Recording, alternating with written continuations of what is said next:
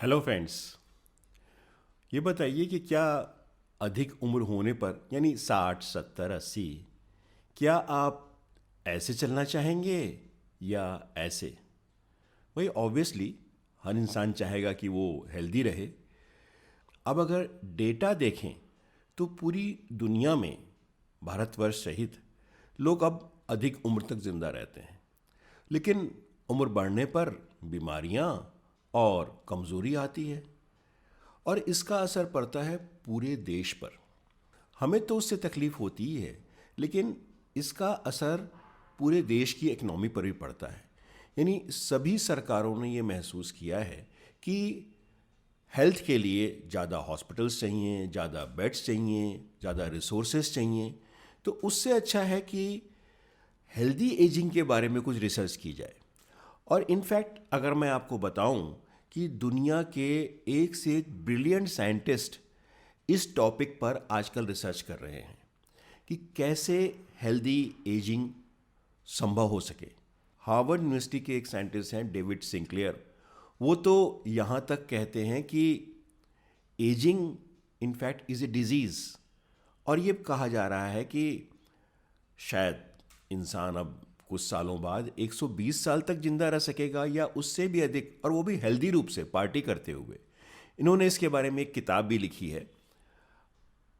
इस किताब का नाम है life span, why we age and why we don't have to. इस वीडियो में मैं आपको ऐसे सिर्फ सिंपल 4 तरीके बताना चाहता हूँ जिससे आप उम्र होने पर भी ऐसे नहीं ऐसे चल सकते हैं। ये है माइंड गाइड चैनल और मैं हूं आपका माइंड गाइड BCN। तो आइए आते हैं उन 4 तरीकों पे। भाई पहला तरीका है और उसे मैं कहूँगा ब्रेन इज़ द की। हमारी पूरी बॉडी के चलने का सारा दारोमदार हमारे ब्रेन पे है। अगर हमारा ब्रेन हेल्दी रहेगा तो हमारा शरीर भी हेल्दी रहेगा। लेकिन होता इसका रिवर्स है। होता क्या है कि रिटायर होके या कुछ उम्र हो जाने पे लोग कहते हैं भाई अब तुम्हें क्या करना है, आराम करो, बैठो। और जब हम अपने माइंड को और बॉडी को यूज़ नहीं करते हैं, no use and then it get rusted, तो वो डिसयूज़ के कारण बेकार होने लगता है और इसीलिए उसमें बीमारियां आने लगती हैं। तो सबसे पहला चीज़ है कि हमें अपने ब्रेन का ख्याल रखना है। अब ब्रेन का ख्याल कैसे रखेंगे, इसके अगेन कुछ तरीके मैं आपको बताता हूँ।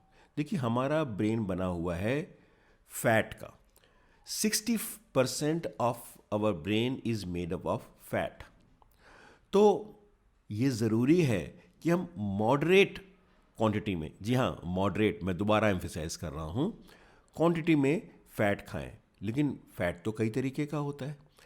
एक फैट होता है ट्रांस फैट और एक होता है मोनोसैचुरेटेड या पॉलीसैचुरेटेड फैट। ट्रांस फैट जो है वो नुकसान करता है। ट्रांस फैट क्या होता है पहले ये जान लें तो ज़्यादा अच्छा होगा। ट्रांस फैट वो फैट होता है जो नॉर्मल टेम्परेचर पे तो लिक्विड रहता है, लेकिन जैसे ही आप टेम्परेचर घटाते हैं वैसे ही वो जम जाता है। तो ये जानना ज़रूरी है कि वो कौन से खाने हैं जिनमें ट्रांस फैट होता है। भाई अक्सर अगर आप कोई भी सामान खरीदेंगे तो उसमें पीछे पढ़ लीजिए, देखिए ट्रांस फैट कितना है। अगर ज़ीरो है तो बहुत अच्छा है, या उसकी मात्रा कम से कम होनी चाहिए, बल्कि मैं तो कहूँगा ज़ीरो होनी चाहिए। वो सारे फूड प्रोडक्ट्स जो फास्ट फूड की कैटेगरी में आते हैं, यानी even cold refrigerated cold cuts जो होते हैं, उन सब में थोड़ा ट्रांस फैट होता है, काफ़ी होता है। इसको आप देख के ही खाएं या बेहतर होगा कि वो खाने नहीं खाएं। दूसरे जो फैट हैं जिन्हें आप ले सकते हैं वो होते हैं मोनोसैचुरेटेड या पॉलीसैचुरेटेड फैट। ये जैसे ऑलिव ऑयल है, नट्स हैं, वॉलनट है, बादाम है, फिश है, इस तरह के जो खाने हैं इनको आप खा सकते हैं, लेकिन अगेन मॉडरेट क्वांटिटी में ही खाना चाहिए। कोविड के समय में आपने इम्यूनिटी के बारे में सुना होगा।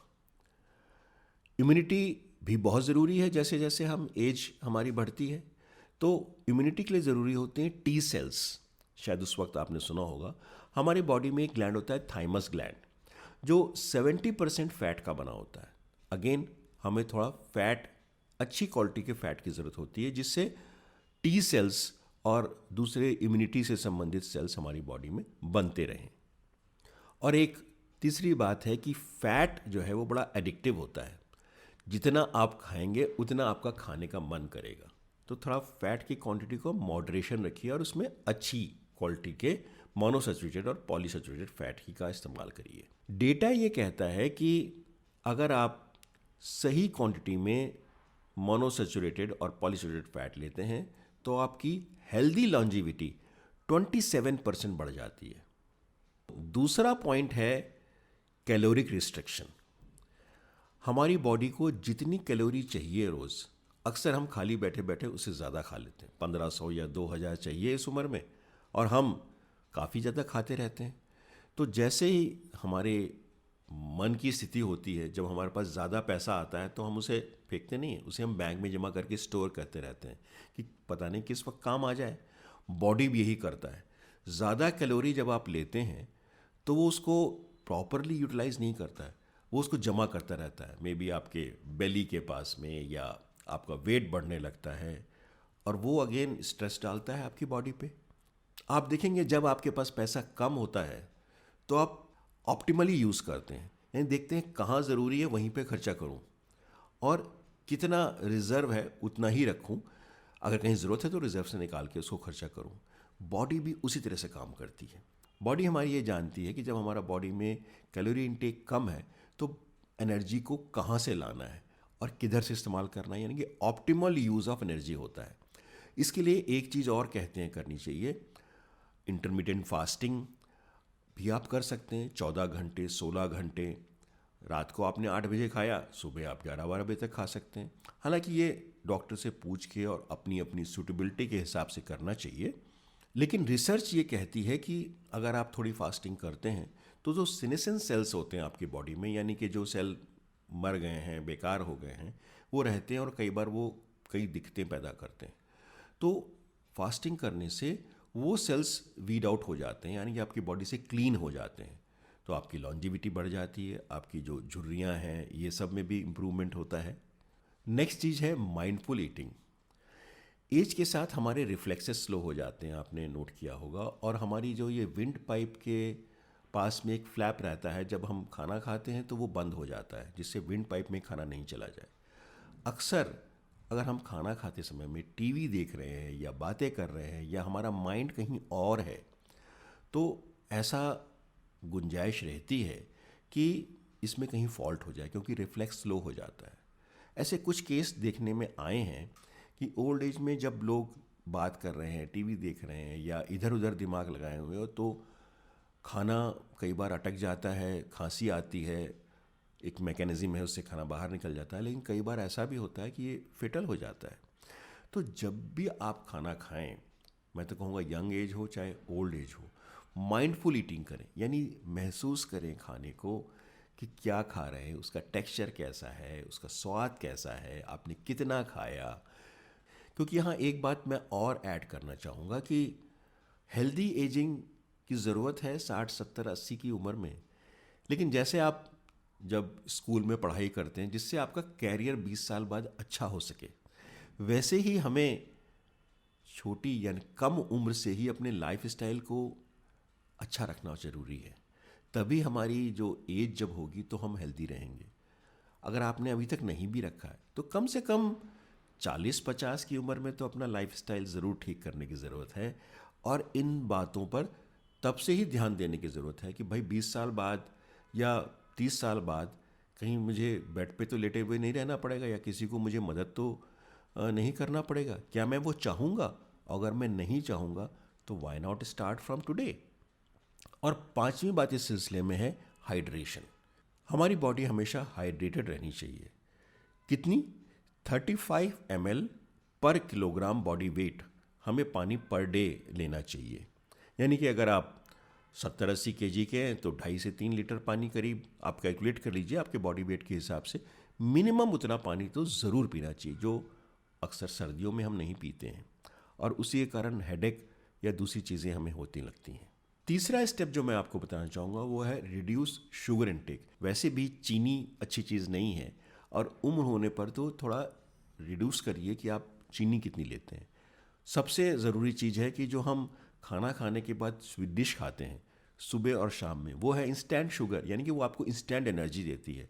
और पहले ही जब आपने खाना खा लिया है, बॉडी में पूरा मटेरियल आ गया है, तो वो जो एक्स्ट्रा मिल रहा है वो सीधे चला जाता है बैंक अकाउंट में, यानी फैट बनाने में। आदत बनाइए कि आप डिज़र्ट्स नहीं लेंगे। इसके अलावा स्नैकिंग, जो खाने के बीच में हम लोग नमकीन, भुजिया, कुछ मिठाई खाते रहते हैं, ख़ास तौर से ओल्ड एज होने पर जब हम घर में बैठे रहते हैं, कुछ करना नहीं है, तो आदमी ज़्यादा खाता है, बिज़ी रहता है तो कम खाता है। इसके अलावा शुगर एक एडिक्टिव चीज़ है, जितना खाइएगा उतना ही खाने का मन करेगा। ये कार्डियोवैस्कुलर डिजीज़ेस भी बढ़ाता है, यानी हार्ट की बीमारियां, और वेट गेन भी हो जाता है, जो दोनों हमें नहीं करना है। चौथी चीज़ लास्ट में जो आपको बताना चाहूँगा वो है एक्सरसाइज। एज हो गई, रिटायर हो गए, सब लोग कहते हैं आराम करो, ऐसा नहीं है। आपको अपने माइंड को भी और अपनी बॉडी को भी एक्टिव रखना है, और इसके लिए अब आपको प्रयास करना पड़ेगा, क्योंकि पहले तो आप ये ऑटोमेटिक हो जाता था जब नौकरी में जाते थे या कुछ काम करते थे। तो स्पेशल एफर्ट लेके मेंटली और फिजिकली एक्टिव रहिए। तो क्या होगा उससे? उससे होता है कि ब्रेन में ब्लड फ्लो बढ़ता है, और जब ब्रेन, जैसे फर्स्ट पॉइंट में मैंने कहा, brain is the key, brain active रहेगा तो बॉडी एक्टिव रहेगी, और जब बॉडी एक्टिव रहती है तो उससे दो चीज़, जो गुड हार्मोन्स हैं, जो हैप्पी हार्मोन्स हैं, डोपामिन, सेरोटोनिन, यानी इस तरह के जो हैप्पीनेस क्रिएटिंग हार्मोन्स हैं, उनकी क्वांटिटी ब्रेन में बहुत बढ़ती है, और आप हमेशा एक्टिव और खुश रहते हैं, और आपकी बॉडी भी हेल्दी रहती है, माइंड भी हेल्दी रहता है। इसका सारा असर पड़ता है आपकी हेल्दी एजिंग पे। तो ये ज़रूरी है कि एक्सरसाइज करें, और इस बारे में एक बहुत अच्छा वीडियो मैंने बनाया है जो काफ़ी लोगों ने देखा भी है, पॉपुलर हुआ है। मैं उसका लिंक आपको नीचे दे दूंगा कि एक्सरसाइज करना क्यों ज़रूरी है अधिक उम्र में, इसके बारे में वो वीडियो है। तो दोस्तों, ये 4 चीज़ करिए: take moderate quantity of good fat, reduce calorie intake, reduce sugar intake, and do exercise. अगर ये 4 काम आप करते रहेंगे तो आपकी एजिंग हेल्दी होगी, और आपको ऐसे नहीं, अधिक उम्र तक भी आप हेल्दी रूप से ऐसे चल सकते हैं। अगर आपको ये वीडियो पसंद आया तो इसे ज़रूर शेयर और लाइक करिए, मेरी चैनल को भी सब्सक्राइब करिएगा। चलिए फिर मिलते हैं अगले वीडियो में, तब तक के लिए नमस्कार, बाय बाय।